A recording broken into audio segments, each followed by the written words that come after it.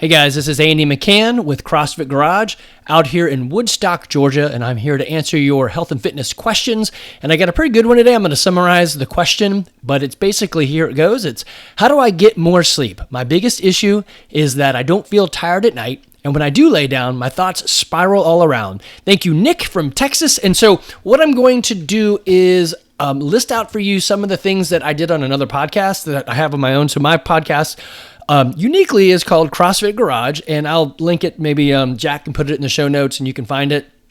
Or just search for CrossFit Garage, and there's a whole episode on this. I think it's about 45 minutes long. I'm going to give you the 18 items that I have in there. I'm just going to run through them, but I'm going to focus in on what Nick asked for about being tired and mind spiraling out of control. Okay, so on those two things, the first thing that I have found, the best fix I have ever found about I'm not tired when I go to sleep, is wake up at 5 a.m. and don't go to bed until 11 p.m. And then wake up at 5 a.m. and don't go to bed until 11 p.m. And yeah, you get what's going to happen. Wake up at 5 a.m. and I promise you on the third day, you're going to be like, dude, I am so tired, and go to bed. But then wake up at 5 a.m. or 6 a.m., whatever is going to be the right thing. But at the beginning, make it tough on yourself so that you are getting tired. So if you find yourself getting into that tired phase and I want to take a nap, don't take a nap. Don't drink a lot of coffee.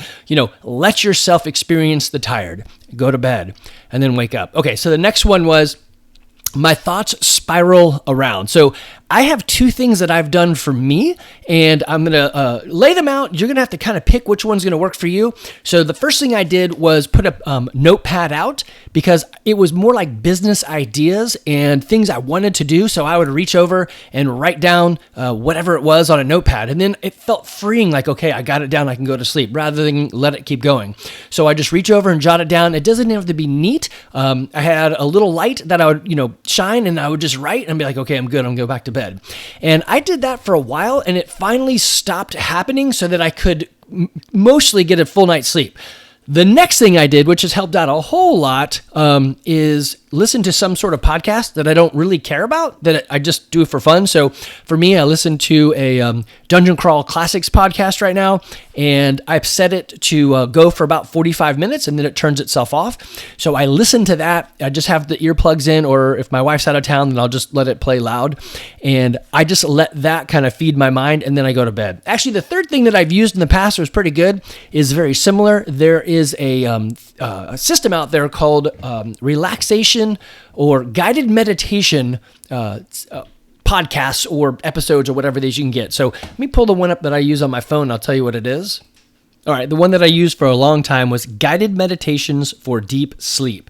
And they've got the same run of words or the things they talk about. There's a 45-minute one, and then they just start cutting it down. You can go all the way down from 45 to 30 to 15 to 5, and I would play the 45-minute one and just follow through. And what it does is it just takes your mind through a scenario that helps you relax, and then as you get used to it, it's sort of just teaching yourself to relax. Okay, now, what are the 18 things that you can do to help yourself sleep? First is stick to a consistent sleep schedule. So that's the whole wake up at 6, go to bed at 10.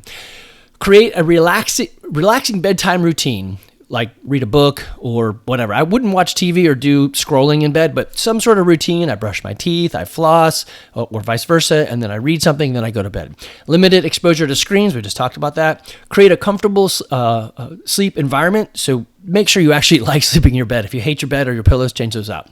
Invest in a comfortable mattress and pillow. Be mindful of your diet. Yeah, so that's a huge one for me. I know if I drink water after 7 p.m., I'm going to be getting up a lot. Get regular exercise. Yep, this is kind of the world I live in. So start exercising. Anything's better than nothing. Manage stress. Limit your naps. So if you can't go to sleep and you're taking a nap, seriously, there's a problem right there, right? So you need a nap for some reason, and it's ruining your sleep time. Establish a bedtime ritual. Limit the fluid intake before bed. Yep, that's me. Be mindful of your medications. Set the right temperature. Usually it's like 66 degrees is what they say the optimal temperature is. I don't know. You're going to have to experiment with that for yourself. Invest in a quality mattress and bedding. Consider a weighted blanket. I hate weighted blankets, but 3 of the people in my family love weighted blankets, and it was a game changer. use white noise or brown noise or something sort of sound machine, we've got a fan that we spin all the time. So we've got just a little box fan. You can also put things on your phone. Like there's this thing called iDreams, and it's got a whole bunch of different music or sounds you can do. Keep the pets out of the bedroom. Kids too. Limit your light exposure. Okay, those are 8 things you can do, and you can go on my podcast and listen to it. It's called 18-ish Actions to Fix Your Sleep. I think there's a couple more actually in the podcast that I give you, and it is an episode it's episode 67, which I put out on August 15th, 2023. All right, guys, hope that helps. Again, you can find me CrossFitGarage.com or online or email me, Andy@CrossFitGarage.com and YouTube @AndyMcCann42. Y'all take care. Happy sleeping.